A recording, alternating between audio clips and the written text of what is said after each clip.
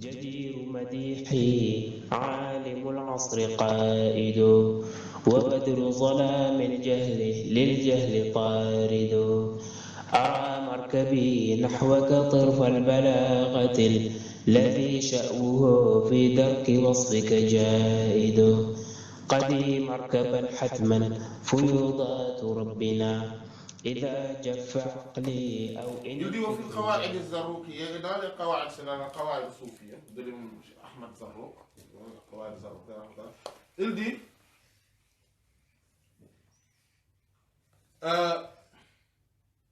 Yotabaru, on va prendre en compte Al-Far'u, la branche, bi aslihi, de sa nom, de ses origines, de ses racines, wa qa'idatihi, et de ses bases, de ses règles.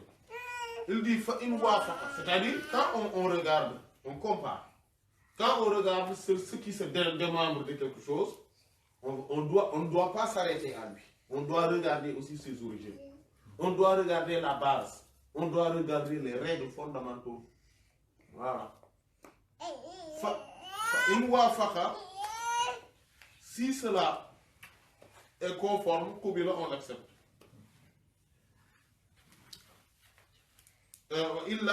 Sinon, Rudda, on va donc le réfuter, le repousser à la mudda'i sur celui qui s'en réclame.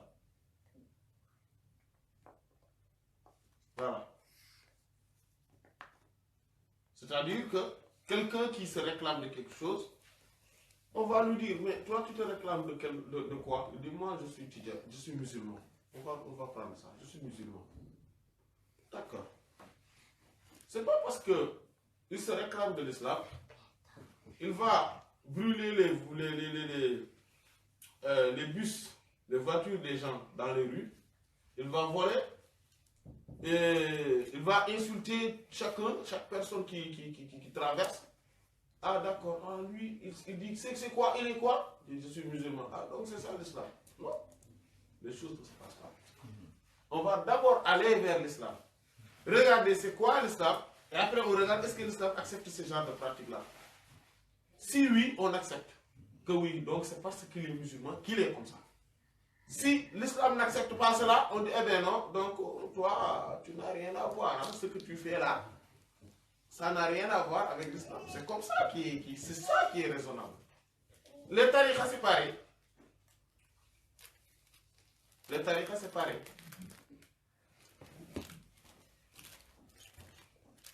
Voilà.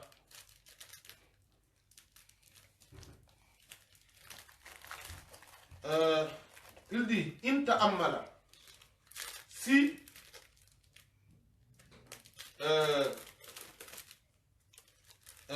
c'est-à-dire si on regarde bien les choses, ou bien on l'interprète sur lui, c'est-à-dire on interprète ses faits. In qubila, si on accepte ou bien qu'on se soumet à ses faits, ça ou bien donc non qubila aw sullima lahu, voilà inta awwala alayhi qubila aw sullima lahu inta awwala, c'est-à-dire si on interprète ce qu'il fait, on dit voilà cette parole là, ce qu'il a dit, ce qu'il a fait, il a une interprétation. Qubila, on va l'accepter aw sullima lahu, ou bien qu'on se soumet à lui, on dit bon écoute, nous on ne connaît pas. Mais ça, c'est une kamulat. Si c'est accompli, martabatuhu, son niveau, ilman, en science, wadiyanatan, et en matière de pratique religieuse. Quelqu'un qui fait quelque chose, c'est comme le médecin. Hein? Quand on vient voir un médecin, il est en train de faire quelque chose que nous n'avons jamais vu, hein, que les médecins préfèrent. Mais on va regarder si le médecin, on dit qu'il a son diplôme de médecine, il a fait ses études. Il a eu, voilà, on a regardé l'ordre des médecins à accepter qu'il exerce sa profession, etc. On va regarder, on va dire, bon. Et regarder cela. Donc, on voit qu'il y a la science qui est là. Donc, ça, c'est une chose. Et la deuxième chose, c'est quoi? C'est que dans le passé, il a toujours bien soigné ses patients. Dans le passé, il a toujours bien soigné ses patients. Si tout cela est vérifié, on dit, ah, soit on accepte, soit on se dit que moi je ne sais pas, mais il se pourrait qu'il a raison, moi je ne sais pas.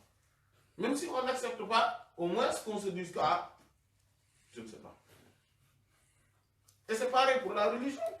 Quand on voit quelqu'un qui est un saint, qui a une science, il a accompli, il a dit. C'est-à-dire que, en tout cas, au moins sur le domaine dans lequel il s'est prononcé. Il a une science là-dedans. C'est parfait.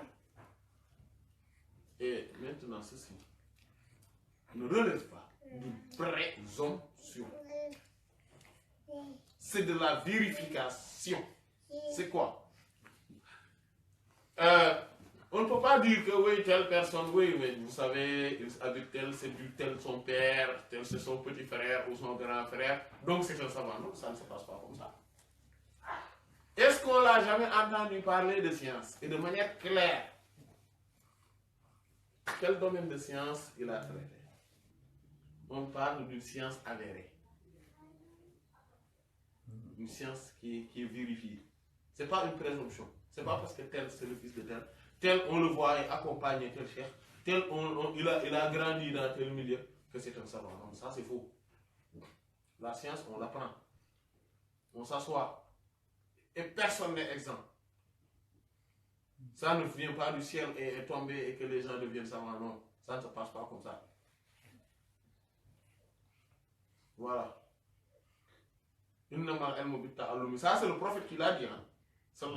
Quelqu'un qui veut dénigrer, qui dénigre le prophète. C'est lui, sallallahu alayhi wa sallam, qui l'a dit. La science vient par l'apprentissage. Il faut apprendre. Voilà. Mais oui. Après, il y a les compréhensions qui peuvent diverger. Il y a la différence de compréhension ou de niveau de compréhension. Mais là, on apprend, il faut apprendre. Donc, si la science est vérifiée, on dit à telle personne, vraiment, c'est un savant. Parce que les sujets qu'il traite montrent qu'il a une maîtrise de ces domaines de science. Mais quelqu'un qui va parler tout le temps, on va demander, mais quel est le domaine de science dans lequel il a parlé? Le domaine de science. On parle. C'est un savant, d'accord, mais quel est le domaine dans lequel il a parlé? On n'arrive pas à parler de domaine parce que c'était des anecdotes. Ou bien des propos lancés à l'air comme ça. Avec certains proverbes. Et avec un peu de notoriété, tu es devenu le plus grand savant du monde.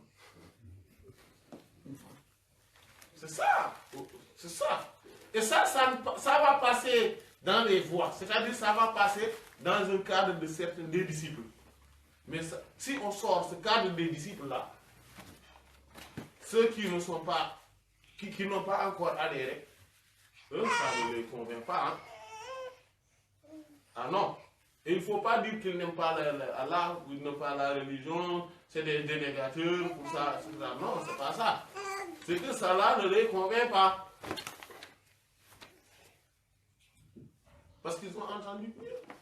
Ils ont vu mieux. Ils ont appris mieux. Je l'ai dit à un chef un jour. Et voilà, on discutait sur le fait qu'il n'était pas, il n'était pas d'accord sur la manière dont les gens commencent à se détourner d'eux. Mais je lui ai dit, mais écoutez, aujourd'hui, quand on vient au Sénégal, quelqu'un qui n'appartient à aucun courant, aucun, qui vient au Sénégal, il va écouter les gens des tariqas, les références, etc. Il va écouter 6 heures de temps. Il va chez les Ibadou, une conférence. En 30 minutes, il a appris, mais beaucoup plus que ce qu'il a appris dans l'autre conférence de 6 heures ou de 7 heures de temps. Et après, on s'étend fois, les gens se détournent des tariqas. Mais il ne faut pas s'étonner. Il ne faut pas s'étonner. C'est normal, en fait. C'est la normalité. Et quand on ose dire cela, on devient l'ennemi public numéro 1. Mais c'est pas grave. Ce n'est pas grave du tout. L'essentiel, c'est de connaître la voie. Ça, ce n'est pas la tariqa. Tout ça, toutes ces spéculations-là, ces anecdotes-là, ce n'est pas la tariqa. Mais pas du tout. La tariqa, c'est le Coran et la Sunna. À part le Coran et la Sunna, il n'y a pas de tariqa.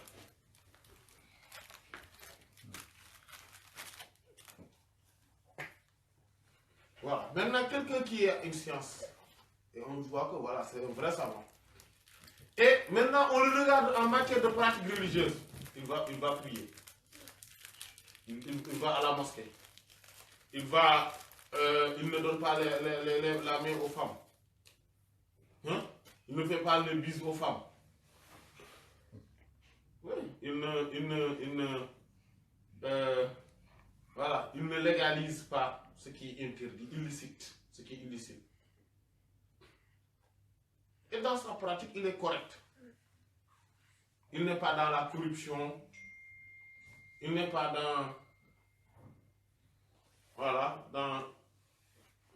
dans un mauvais comportement vis-à-vis des gens, etc. Là, maintenant, s'il dit quelque chose qui nous dépasse, on dit, ah, il se pourrait que, lui, vous savez, hein, c'est un grand savant, on le sait. Voilà. Donc, cette interprétation-là ne lui échappe pas. Donc, nous, et il est correct, et sa pratique montre qu'il craint Allah. Donc, nous, vraiment, voilà. Là, on peut dire, oui, bon, on va interpréter, on va regarder pourquoi il a dit, mais sinon, on pose la question, comme nous l'avions vu lors de ce chapitre. On essaie de l'interroger, etc.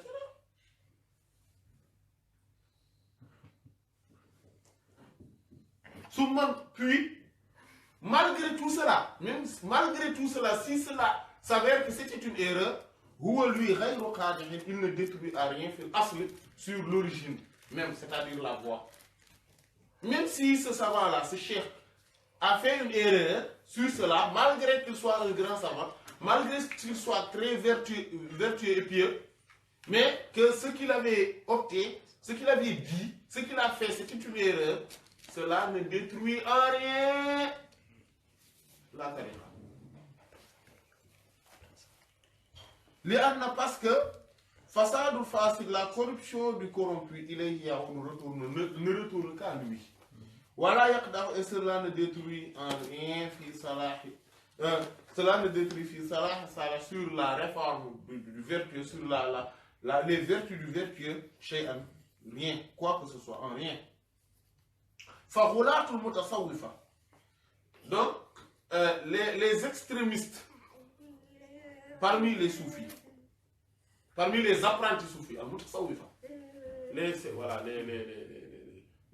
égarés, parmi les apprentis soufis, parce qu'il y a une différence entre les soufis et les apprentis soufis. Aujourd'hui, il y a des montagnes d'apprentis soufis, mais il y a peu de soufis.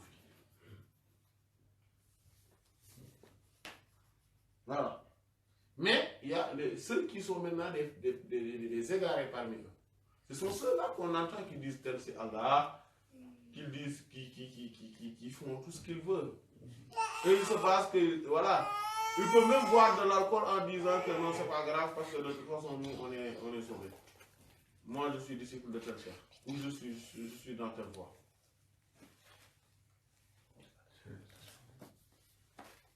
Il dit, ces gens-là, que Ahl al-Ahwa, ils sont pareils sont semblables que les gens de la passion, parmi les usuliyin. Ceux qui apprennent les usul là, ou par que le fiqh aussi, etc. On voit parmi eux des pervers, non? On voit parmi eux des gens qui ne suivent que leur passion, non? Et c'est comme si parmi ceux qui sont indiqués, qui sont muharramun alayhim, c'est ceux qui sont désignés comme étant dans le mauvais chemin. Allez, minal mutafaqihina, parmi les apprentis du fiqh aussi, parmi ceux qui sont dans le fiqh. On voit quelqu'un dit que oui, il a appris beaucoup de choses, mais par contre, lui, vous savez, il fume, il boit, il fait l'adultère, tout ça, mais dans le domaine du fiqh, non, ça, si tu apprends, non, lui, il connaît. On le voit ça aussi. C'est rare, certes, mais on le voit. Mais cela n'enlève à rien la valeur du fiqh, non? Voilà. Il dit ça, il y a ça refuse leur propos alors. Oui, il y aura il dit on refuse leur propos. Oui, et on s'éloigne de leur acte. Ces gens-là, ceux qui sont des fuqaha ou des apprentis du fiqh, mais qui vont te légaliser ce qu'ils veulent légaliser, qui vont te dire ce qu'ils veulent dans la religion, on les voit, non? Des gens qui vont dire que non, finalement, donner la main entre les hommes et les femmes, les poignées de main là, c'est pas grave, vous savez, il n'y a rien qui le dit. Ou le voile, non, même le Coran, non, c'est pas clair dans le Coran que le voile, il faut le faire, tout ça. On les voit parmi ces apprentis-là, du fiqh. Donc on refuse leurs paroles, on s'éloigne de leurs actes. Voilà, mais on ne délaisse pas al-madhhab al-haqq, la bonne doctrine, la doctrine vraie, al-thabit, établie, binisbatihim, par leur simple affiliation à lui, wa zuhuruhum, et leur manifestation et leur apparition finie dans ces voies, dans cette doctrine. On ne peut pas dire que oui, tu sais, le fiqh c'est pas bien. Pourquoi le fiqh c'est pas bien? Non, parce que j'ai vu un faqih qui lui, non, ce qu'il a dit c'est pas bien. Donc le fiqh c'est pas bien. Mais non, ça ne passe pas comme ça. C'est pas parce que je suis allé voir un médecin et que le médecin a fait des erreurs sur moi que je vais dire que la médecine en tant que telle n'est pas bien. Il faut éliminer la médecine. Non, maintenant la médecine il faut l'éliminer. Hein. Pourquoi? Parce que tel c'est un médecin et il a fait. Donc ce qu'il a fait c'est très grave. Mais non. C'est vrai qu'il y a un médecin qui empoisonne. Vous vous rappelez l'empoisonneuse de Chabiri. Une femme, infirmière, qui avait beaucoup de vieilles là, de vieux, les personnes âgées. À chaque fois il les empoisonnait. Parce que pour elle les voyait souffrir à son avis, et donc il faut les empoisonner. Et chaque jour avec celle qu'elle va empoisonner. Mais, ou bien en tout cas, voilà, chaque périodicité. Mais c'est pas parce qu'il y a ça qu'on va dire que maintenant, vous savez, une infirmière, c'est pas bien. Il faut éliminer ça, l'infirmerie, il faut l'éliminer. Mais non, c'est pas parce qu'on a un mauvais enseignant qui a enseigné, qui a enseigné son élève et que cet enseignement n'a pas, voilà, il n'a pas bien, voilà, l'élève est devenu nul, qu'on va dire que c'est l'enseignement même qu'il faut éliminer maintenant. L'enseignement n'est pas bien. Mais non, c'est pareil de dire que voici celui-là, il se réclame du soufisme, il se réclame de telle voie, de telle tariqa, et voilà ce qu'il dit, voilà ce qu'il fait, donc la tariqa c'est pas bien. C'est pas bien. Vous savez que il y a une publicité à la télé où on montre souvent les préjugés. On va dire qu'on montre les préjugés, soit les vieux, les femmes, les hommes, etc. Et qu'est-ce qu'on dit que, mais vous avez vu, c'est absurde. C'est absurde. Voilà. C'est absurde de dire qu'on va éliminer totalement. Vous voyez, en Afrique, parfois, il y a des routes. Des gens, voilà, des sociétés qui ont donné des routes et qui font mal les routes. 2 ans après, tout est, voilà, il faut tout reprendre à zéro. Ce n'est pas parce qu'il y a cela qu'on va dire que maintenant il faut éliminer les sociétés de travaux publics. Non. C'est absurde. C'est ce qu'on entend, par exemple, en Occident. En Occident, les partis d'extrême droite disent tel émigré a fait quelque chose, tel émigré a fait quelque chose, donc l'immigration n'est pas bonne. Mais non, c'est absurde. Tout ça, c'est absurde. Et c'est ce même raisonnement-là qui consiste à dire que telle personne m'avait fait telle chose et c'est un Diola, donc les Diolas sont mauvais. Mais non. C'est absurde. C'est comme dire que telle personne c'est un Tidjani, c'est un Mouride, c'est un cadre, etc. Il m'a fait quelque chose, ou on a eu, et il m'a trompé, il m'a trahi, etc. Donc c'est فيض الكتم نورا أحاطكم ويسقيك أنوارا وعمت أماجد وأسراره تسري كليث لفرهد على روحك الأصفى وظلت مكائد